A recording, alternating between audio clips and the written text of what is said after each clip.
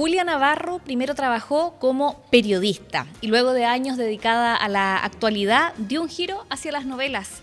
Pueden haber escuchado de títulos como La Hermandad de la Sábana Santa, Dime quién soy, De ninguna parte o su última novela, El niño que perdió la guerra.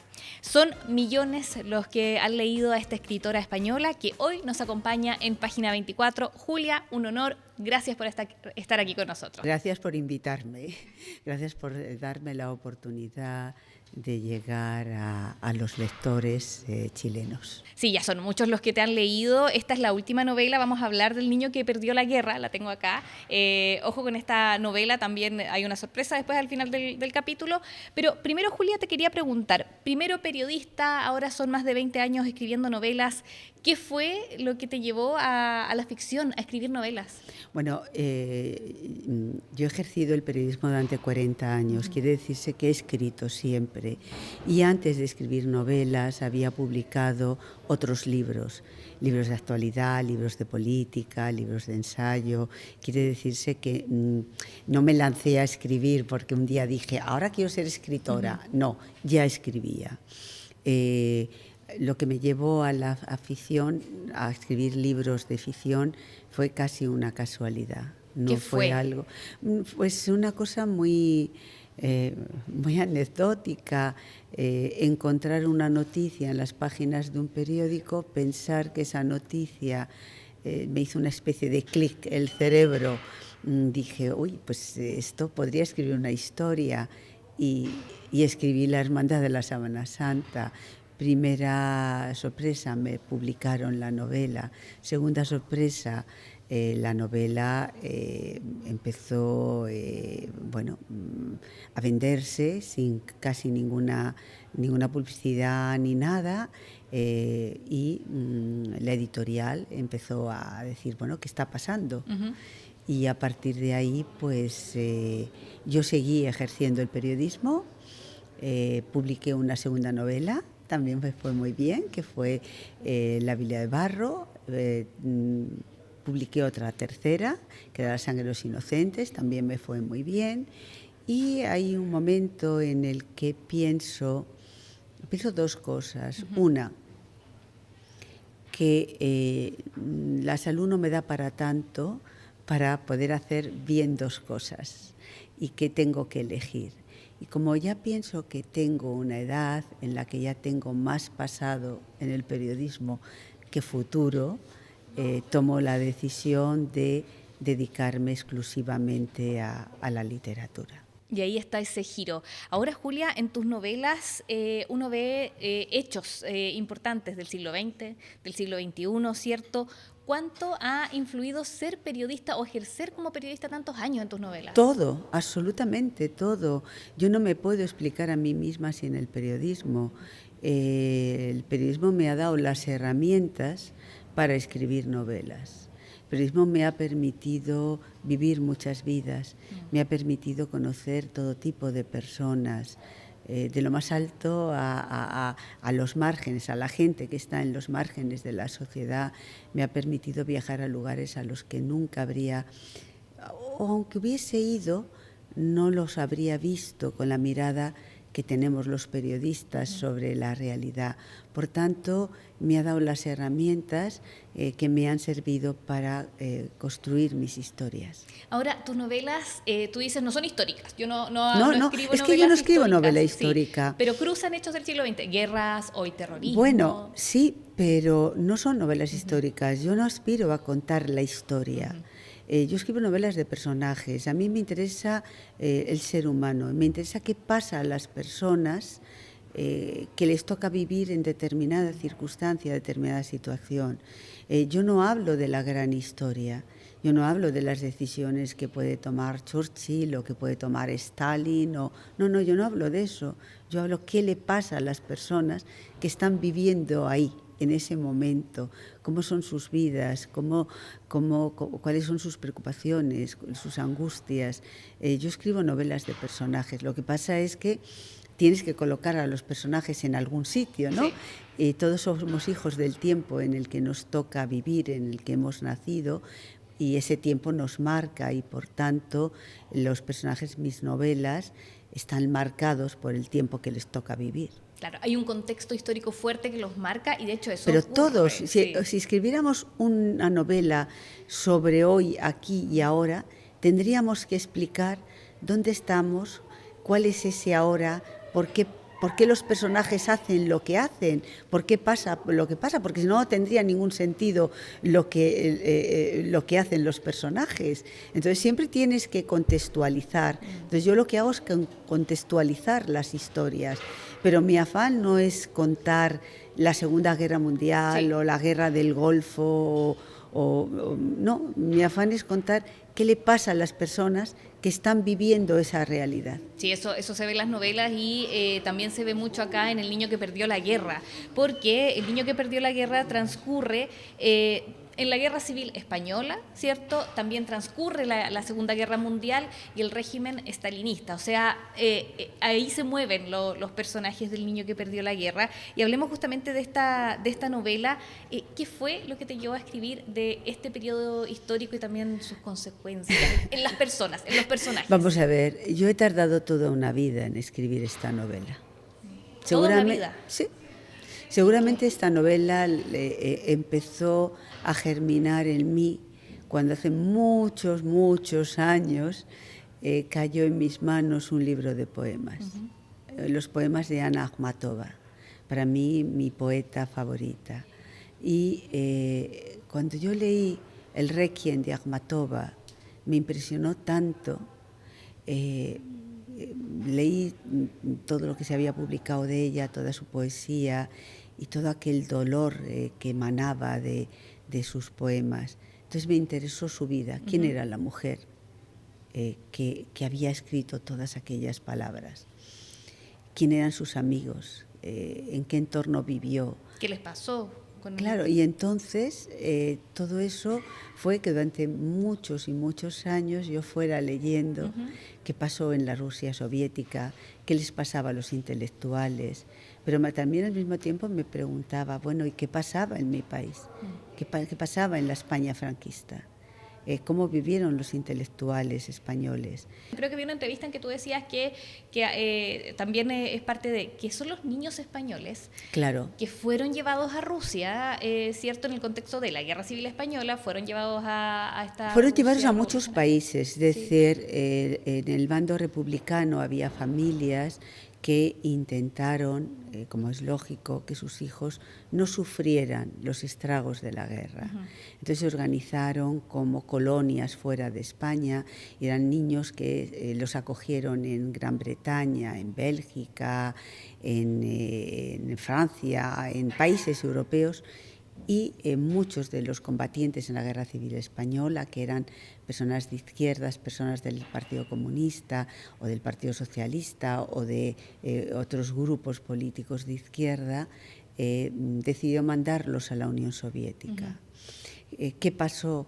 Pues que esos niños que fueron a la Unión Soviética se quedaron sin billete de vuelta. ¿Por qué? Porque Franco gana la guerra, entonces el régimen fascista de Franco no tiene relaciones con el régimen comunista de Stalin. Por tanto, esos niños se quedan allí. Se quedaron atrapados. Se quedan allí, no pueden volver. No pueden volver, o sea, sus padres, no hay relaciones diplomáticas, no hay manera de que vuelvan.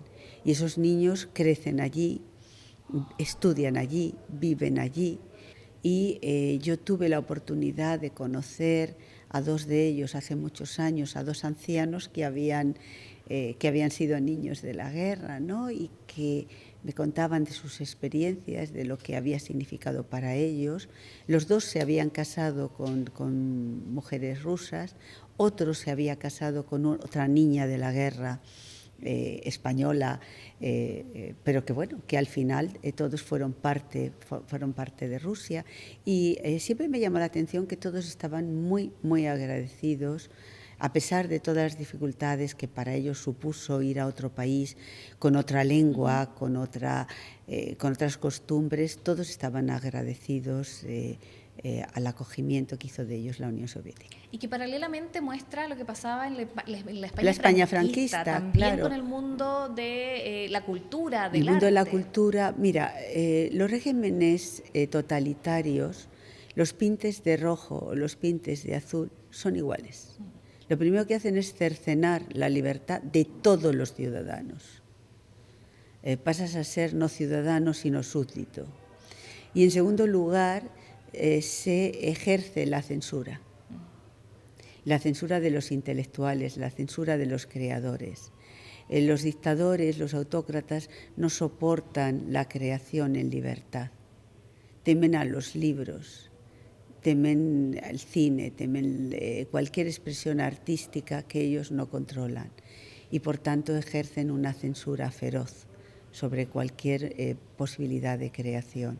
Quiero ir también a una frase que escuché en una entrevista tuya, Julia, en que decías, los niños siempre pierden las guerras de sus padres. Es verdad, los niños no eligen las guerras en las que sus padres han decidido participar o han decidido promover. Los niños son, si sus padres pierden esa guerra, son las primeras víctimas de esas guerras. Pablo no ha elegido lo que decidió su padre. Pablo es... su vida es consecuencia de las decisiones de su padre. Su padre pierde la guerra, por tanto Pablo pierde la guerra. Y pierde todas las guerras, además, ¿no? Pierde todas las guerras. Quería hablar algo que me gustó mucho del libro, del niño que perdió la guerra, es la fuerza de las madres, de Anya y de Clotilde. Ellas son madres, pero también son artistas y, claro, y no renuncian a eso. Y pagan un precio muy alto por eso, ¿no? Es lo que decía antes, todas las dictaduras son iguales, establecen la censura. Clotilde la sufre en la España de Franco y Anya lo sufre en la Rusia comunista de Stalin. Es decir, ambas son perseguidas con saña porque ambas son creadoras. Entonces no se puede crear nada que merezca la pena si no es en libertad. Y ellas no tienen esa libertad. Pagan un precio muy alto por defender su libertad de creación. Y además ellas no se conforman, ¿ah? No se conforman, no se rinden. No se rinden, no es como estoy en una dictadura y me callo. Porque si ellas se rinden hubiese sido como arrancarse, como mutilarse el alma. Es decir, Clotilde no puede dejar de dibujar. Y Anya no puede dejar de escribir poemas, no puede dejar de escribir música, porque hubiese sido como mutilarse el alma. Sí, eso se ve y se refleja acá a través de la novela en estos personajes que tienen mucha fuerza. Yo diría que ellas llevan una fuerza de la novela y los hombres o sus parejas son un poquito... secundarios en fuerza, no sé si tú lo ves así. No lo veo así. Yo lo que creo es que la historia de las mujeres no está contada. Entonces, cuando contamos lo que ha hecho una mujer en un momento determinado, decimos, está describiendo a una mujer fuerte. No, es que la historia de la humanidad no se puede contar sin nosotras. Sin nosotras no hay historia. Ya para hablar un poco del futuro, ¿por dónde va? Si es que se puede saber, ¿por dónde va? Porque quizás no, el próximo libro, la próxima novela de Julia. El próximo libro sí se puede saber. Ya, cuéntanos. Porque va a salir dentro de unos días, en Chile primero, antes que en España. ¿En serio? ¿Por qué? Tenemos ese privilegio. Pues es un libro que se lleva por título Cuando ellos se van. Y es el libro de mi duelo, el duelo que yo pasé cuando se murió Argos. Argos era un pastor alemán que vivió conmigo, con mi familia, durante 14 años y murió. Y cuando él se fue, a mí me produjo una desolación que no sabía cómo gestionar, que no sabía cómo manejar y lo hice haciendo lo que sé hacer, que es escribir. Y escribí un libro, se llama Cuando ellos se van, en el que quizás es mi libro más personal, en la que hablo de Argos, en la que hablo de Tifis, en la que hablo de Barbie, en la que hablo de todos los perros que han habitado mi vida, con las que he caminado a lo largo de la vida, y al mismo tiempo hago una reflexión sobre lo que han significado los perros en las historias, en la historia de la humanidad, cómo nos han acompañado desde los albores de la humanidad y cómo en las cuevas prehistóricas está esa huella. Siempre nos fijamos en los bisontes, en los osos, en los ciervos, pero también hay perros. O sea, no es una novela propiamente tal. No es una novela, sí, es una historia, es un duelo, la historia de un duelo. Y sale próximamente entonces acá en las librerías. Sale aquí muy pronto y se llama Cuando ellos se van. Cuando ellos se van, el próximo libro de Julia Navarro. Julia, ¿qué conexión tienes con Chile? ¿Has venido varias veces, me decías? ¿Has leído escritores chilenos? He leído autores chilenos y uno hace suyo el lugar donde le tratan bien. Y desde mi primer viaje a Chile, yo he sentido una conexión especial con los lectores chilenos. Entonces aquí siempre me han tratado bien, mi relación con los lectores chilenos siempre ha sido una relación grata. Ojo, los lectores chilenos son exigentes. ¿Ah, sí? Sí. ¿En qué sentido? Pues este es un país que lee. Y entonces los lectores no les puedes dar gato por liebre. Es decir, son lectores exigentes y me gustan mucho los conversatorios que tengo con ellos. ¿Te cuestionan? ¿Qué pasa en esos Siempre conversatorios? me enseñan algo. ¿Ya? Siempre me enseñan algo de mis libros. Y me gusta mucho la libertad con la que hablan. Y cuando te dicen algo, oye, este libro es que no me gusta lo que ha pasado con este personaje. Ya. O, es decir, esa libertad de expresar en voz alta algo y debatir con un autor, para mí me resulta muy estimulante. Es que no lo pasan bien los personajes de alguna de No, tus novelas. claro. Y algunas veces me lo reprochan, pero ¿por qué ha matado a este personaje? Sí, claro. ¿Pero por qué? Digo, bueno, entonces se establece un diálogo que a mí me resulta muy interesante. ¿Algún escritor chileno que recuerdes, que te guste? Bueno, yo quiero, Neruda, ¿no? O sea, pero claro, Neruda es como de cultura general. Claro. Es decir, no se puede hablar de la literatura en el siglo XX, los grandes de la literatura, si no hablas de Neruda. Pero luego, cuando hablamos en Europa del boom latinoamericano y también en América Latina, siempre se les olvida a ustedes nombrar a una escritora. ¿A quién? A Isabel Allende. A Isabel Allende. Sí. Sí. Es curioso. Sí, puede ser. Hay una mirada un poco... Se piensa a veces que es muy pop Isabel Allende, ¿no? O sea, algo... No lo digo yo, es como... Yo creo que no se la valora en sus justos términos. El boom latinoamericano en el mundo no se puede entender sin ella. Y sin embargo hay una mirada un poco altiva, un poco como si solamente hubiesen sido ellos los que hicieron posible ese boom que hizo que la literatura latinoamericana abriera espacios y abriera un espacio propio en Estados Unidos, en Europa, en otros lugares. E Isabel Allende de repente es como si no formara parte de ese boom. Y sin embargo pasará a la historia como una de las escritoras más importantes del siglo XX. Julia, ¿qué estás leyendo ahora? ¿Alguna recomendación que dejes? Estoy leyendo un libro de una escritora española que es académica, es académica de la lengua, que se llama Carmen Riera, que ha escrito un libro que se llama Gracias y que es un libro muy personal. El tiempo transcurrido entre los 50 años que hace que escribió su primer libro hasta ahora, 50 años por los que ella da las gracias a los lectores y a ese recorrido vital que ha hecho.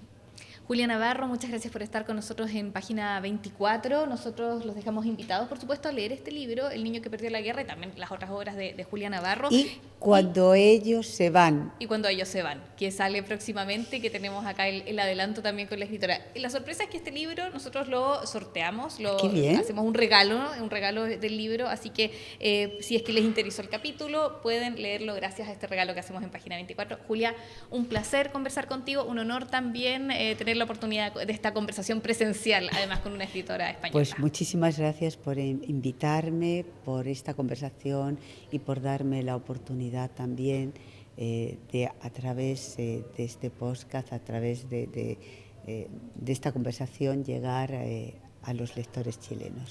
Muchas gracias. Los dejamos como siempre invitados a escucharnos a través de Spotify, Apple Music. También estamos en YouTube, en Canal 24 Horas. ¿Estáis en todas partes? Redes sociales, en todas partes lo pueden encontrar. Así que nos reencontramos pronto en Página 24.